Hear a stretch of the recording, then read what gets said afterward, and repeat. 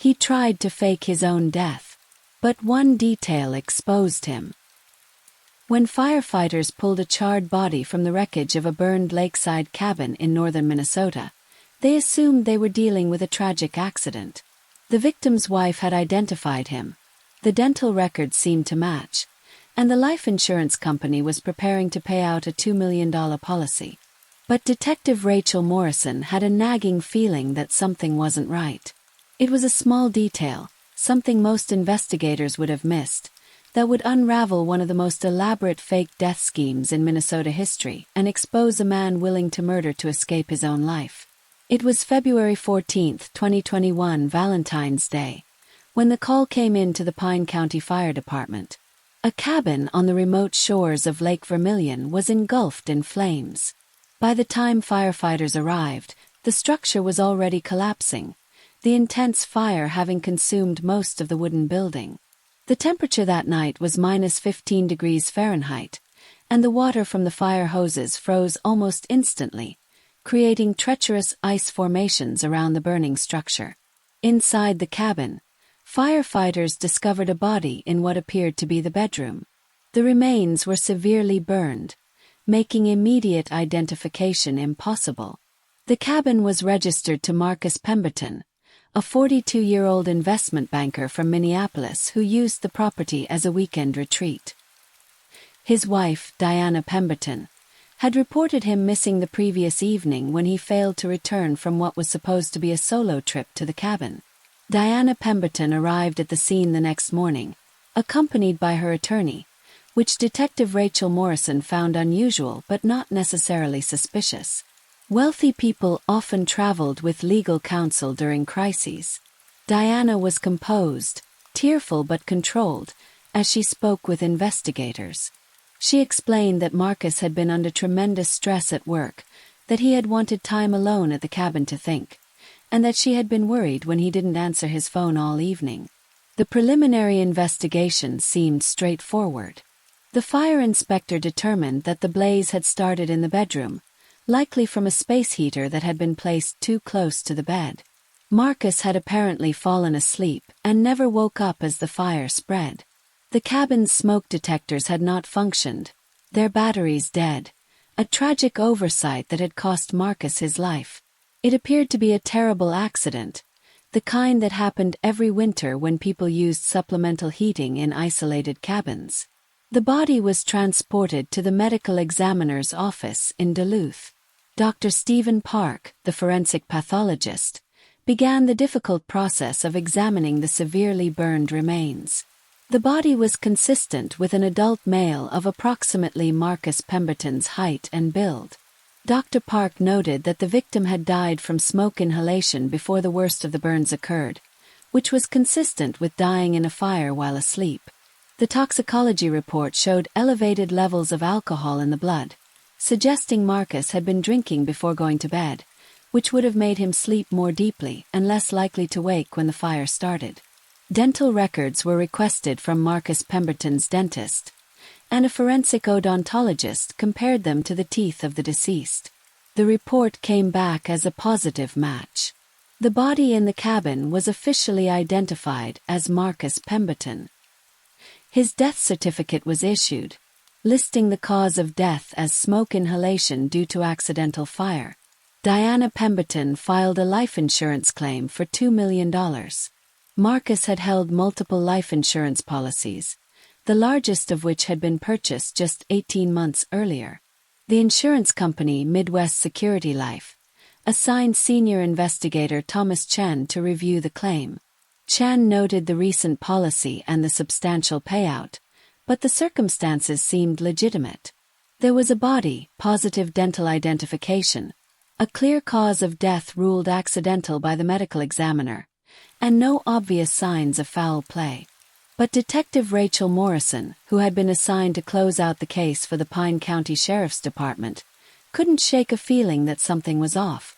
She had been a detective for 12 years and had developed strong instincts about cases. This one bothered her, though she couldn't initially articulate why. Morrison decided to dig deeper into Marcus Pemberton's background. What she discovered was a man whose life had been quietly unraveling for the past 2 years. Marcus's investment firm had been performing poorly, losing client money in risky ventures. Several clients had filed complaints with financial regulators, and Marcus was facing potential civil litigation and possibly criminal charges for mismanaging client funds. His personal finances were in shambles, with massive credit card debt, a mortgage on a house he could barely afford, and multiple business loans coming due. More concerning, Morrison discovered that Marcus had recently liquidated several assets, converting stocks and bonds into cash in amounts just below the threshold that would trigger automatic reporting to financial authorities. In the 6 months before his death, Marcus had moved approximately $300,000 through various transactions, and Morrison couldn't account for where that money had gone. Morrison also learned that Marcus and Diana's marriage had been troubled. Friends reported that they had been arguing frequently, that Diana had mentioned divorce multiple times, and that Marcus had seemed increasingly desperate about his financial situation. One friend told Morrison that Marcus had said something chilling at a dinner party 3 months before his death. "Sometimes I think the only way out is to just disappear and start over somewhere nobody knows me." These discoveries made Morrison suspicious, but they weren't enough to challenge the official identification. The dental records matched. The body was the right size and build. The circumstances of death made sense. Still, Morrison decided to review every detail of the case file one more time, looking for anything that might have been overlooked. It was late on a Friday evening when Morrison found it. She was reviewing the photographs taken at the fire scene, studying images of the cabin's exterior before the structure had fully collapsed. One photograph showed the front of the cabin, and in that image, Morrison noticed something that made her sit up straight in her chair. There were footprints in the snow leading away from the cabin, heading toward the woods. The footprints had been partially covered by falling snow and had been largely ignored by investigators who assumed they were from Marcus arriving at the cabin earlier in the day. But Morrison looked more closely at the prints. They led away from the cabin, not toward it. And they were partially filled with snow, but not completely, suggesting they had been made during or shortly after the fire, when snow had been falling lightly. Someone had walked away from that burning cabin. Morrison immediately called Thomas Chen, the insurance investigator. "I think we need to hold on that payout," she told him. "I believe Marcus Pemberton faked his death." Chen was skeptical at first, but Morrison's reasoning was compelling. If the footprints were made during the fire, and they led away from the cabin, then someone had left the scene while the cabin was burning. If Marcus had died in his bed from smoke inhalation, he couldn't have made those prints.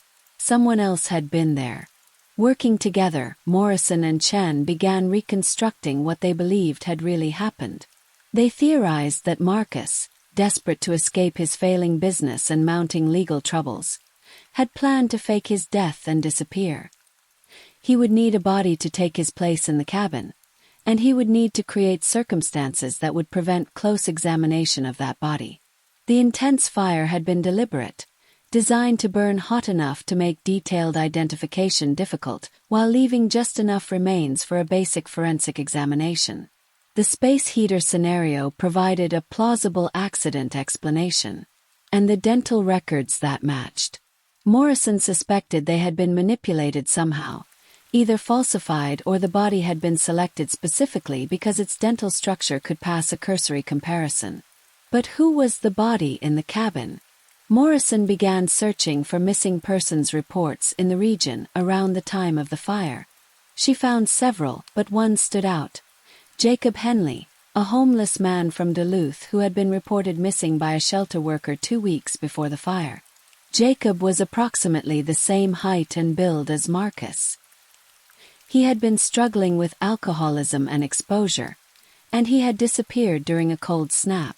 Morrison obtained Jacob's dental records from a free clinic where he had received treatment 2 years earlier. When she compared them to the records that had been used to identify the body in the cabin, she found discrepancies. Subtle differences that a forensic odontologist should have caught, but might have missed if they weren't looking carefully or if the reference records provided had been altered. Morrison contacted Marcus's dentist, Dr. Albert Shaw, and asked to see the original dental records that had been sent to the medical examiner's office. Dr. Shaw was confused. He explained that he had never sent records to the medical examiner. Someone else had requested them, claiming to be calling from the medical examiner's office, and Dr. Shaw's assistant had faxed copies to a number she had been given. Morrison traced that fax number. It belonged to a FedEx office location in Minneapolis. Security footage from the store showed Diana Pemberton receiving a fax on the day before the fire. She had then spent 30 minutes at a computer workstation in the store before leaving. The investigation accelerated rapidly. Chan froze the life insurance payout, and Morrison obtained warrants for Marcus and Diana Pemberton's financial records, phone records, and computer files.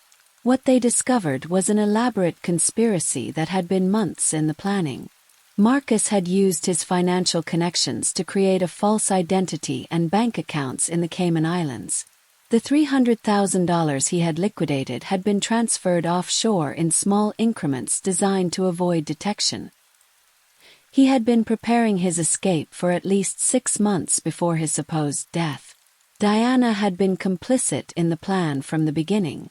Her lawyer being present at the fire scene now made sense. She had been protecting herself legally from the start, establishing an appearance of grief and cooperation while knowing her husband was alive. Diana's role had been to identify the body as Marcus, to file the insurance claims, and to eventually join Marcus once the insurance money was paid and suspicion had died down. But they had needed a body, and that's where the plan had turned from fraud to murder. Marcus had targeted Jacob Henley specifically, a vulnerable homeless man whose disappearance wouldn't generate significant investigation. Marcus had offered Jacob money and a warm place to stay, luring him to the cabin. There, Marcus had gotten Jacob intoxicated, and then killed him using carbon monoxide poisoning before setting the fire. The burns would mask the true cause of death, and the smoke inhalation injuries would appear consistent with dying in a fire. The dental record manipulation had been Diana's responsibility. She had obtained Marcus's genuine dental records, altered them using photo editing software to more closely match Jacob's teeth, and then sent those falsified records to the medical examiner's office. The alterations were subtle enough that a comparison would show general similarity, especially when examining badly burned remains. But Marcus and Diana had made a critical error. They hadn't accounted for the snow, for the weather conditions that night, or for a detective who would look closely enough at scene photographs to notice footprints leading away from a supposedly fatal fire. With this evidence, Morrison obtained warrants for Marcus and Diana's arrest. Diana was taken into custody at her Minneapolis home. She immediately asked for her lawyer and refused to cooperate. But investigators had enough evidence to charge her with conspiracy to commit fraud, conspiracy to commit murder, and accessory to murder. Finding Marcus proved more challenging. He had fled the country, using a false passport that he had obtained months earlier. Morrison worked with federal authorities and Interpol to track his movements. Marcus had initially flown to Mexico City, then to Panama, and finally to the Cayman Islands where he had established his false identity and bank accounts. The international manhunt lasted 3 months. Marcus was finally located and arrested in Georgetown, Grand Cayman, living in a beachfront apartment under the name Michael Patterson.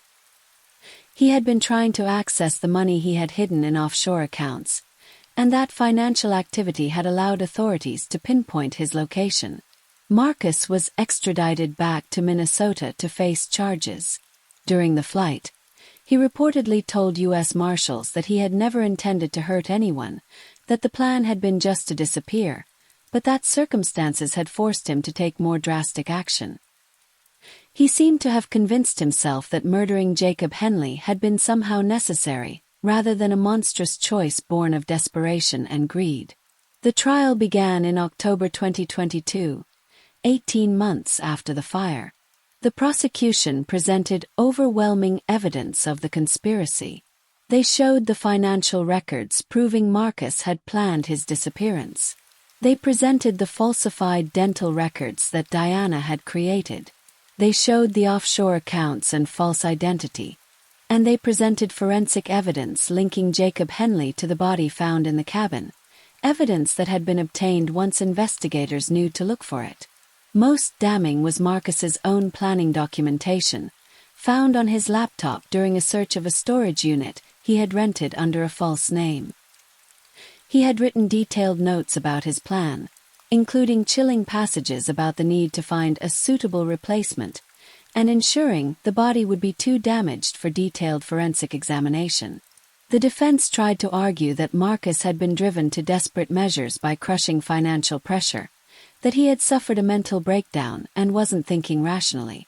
But the prosecution countered that the elaborate planning, the offshore accounts, the false identity, and the careful staging of the death scene all showed clear premeditation and rational planning, not the actions of someone having a breakdown.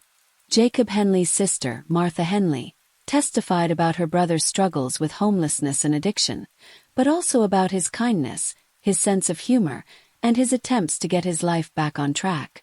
Jacob was vulnerable, she told the jury, tears streaming down her face.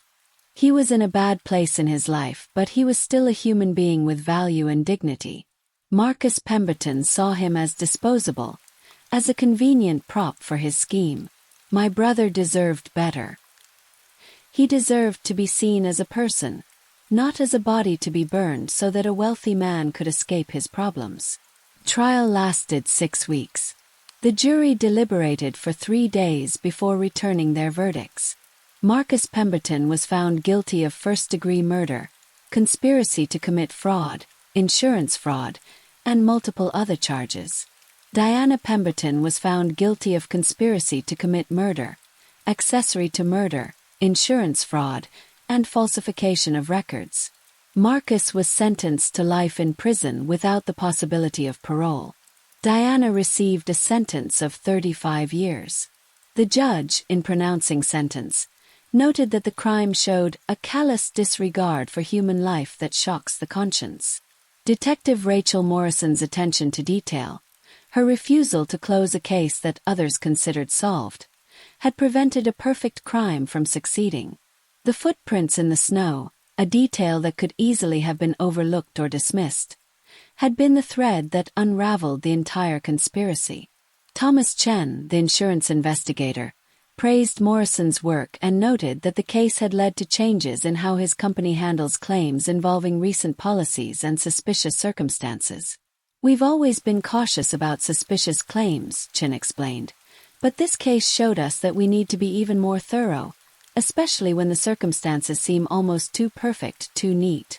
The cabin on Lake Vermilion where Jacob Henley died was demolished. The property sat vacant for 2 years before being sold to new owners who built a different structure on the site. The community near the lake was shaken by the revelation that someone had been murdered there, that what they had believed was a tragic accident had actually been a calculated killing. The case has been studied in forensic science courses and law enforcement training programs as an example of how attention to detail and persistence can solve cases that appear closed. The footprints in the snow have become legendary in investigative circles, a reminder that crime scenes continue to hold evidence even after the obvious has been examined. For Martha Henley, the conviction brought a measure of justice for her brother, though it couldn't bring him back. She established a memorial fund in Jacob's name that provides support services for homeless individuals struggling with addiction, trying to ensure that vulnerable people like her brother receive help rather than becoming victims.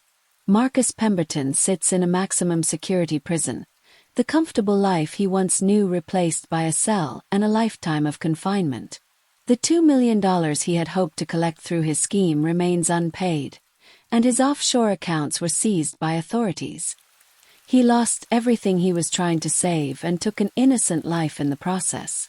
Diana Pemberton, serving her sentence in a women's correctional facility, reportedly expressed remorse during a parole hearing, though her request for early release was denied.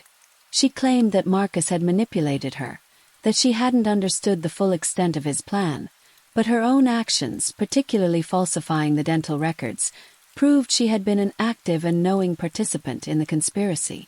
The case stands as a stark reminder of how desperation and greed can drive people to unthinkable acts. Marcus Pemberton had been a successful businessman with a good life, but when that life began to crumble due to his own poor decisions and risky investments, he chose the most extreme solution imaginable rather than facing the consequences of his actions.